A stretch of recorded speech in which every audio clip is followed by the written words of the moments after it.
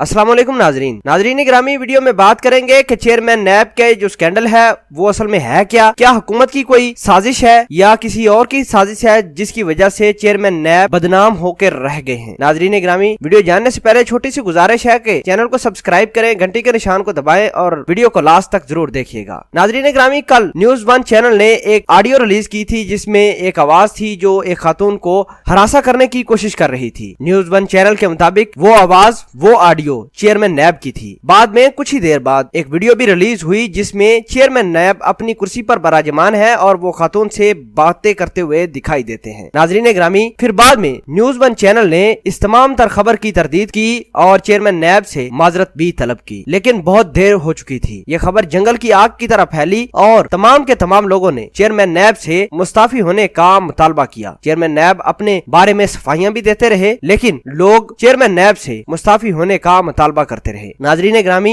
अभी थोड़ी सी हकीकत बताते हैं कि ये ऐसा हुआ क्यों और न्यूज 1 ने ये न्यूज चलाई क्यों। आपको बताएं कि न्यूज 1 चैनल वजीर आजम इमरान खान के मशीर ताहिर ए खान का था, जो इमरान खान के मशीर हैं, और इल्जाम ये आयद किया गया है ताहिर ए खान पर कि न्यूज 1 पर खबर चलाने का हुक्म ताहिर ए खान ने ही दिया था। इमरान खान ने खबर का नोटिस लेते हुए ताहिर ए खान को ओहदे से हटा दिया। नाजरीन ग्रामी, ये स्कैंडल उस वक्त सामने आया जब जस्टिस जावेद इकबाल का इंटरव्यू जावेद चौधरी ने पब्लिश किया, उसके बारे में आर्टिकल लिखा और पीपल पार्टी ने सुप्रीम जुडिशल काउंसिल में जाने का ऐलान किया था। नाजरीन, मुस्तरद जराये का यह भी कहना है चूँकि चेयरमैन नैब ने हुकूमती अरकान के खिलाफ फाइलें मंगवाना शुरू कर दी थी, इसी वजह से वजीर आजम इमरान खान के मशीर ताहिर ए खान ने अपने न्यूज चैनल को हुक्म दिया था कि ये फला वीडियो चलाओ ताकि चेयरमैन नैब की साख्त खराब हो सके और नैब की साख्त को भी खराब किया जा सके। ये प्लान हो सकता है, प्री प्लान हो सकता है। बहरहाल ये खबर और ये ऊंट किस करवट बैठेगा ये तो आने वाला वक्त ही बताएगा। क्या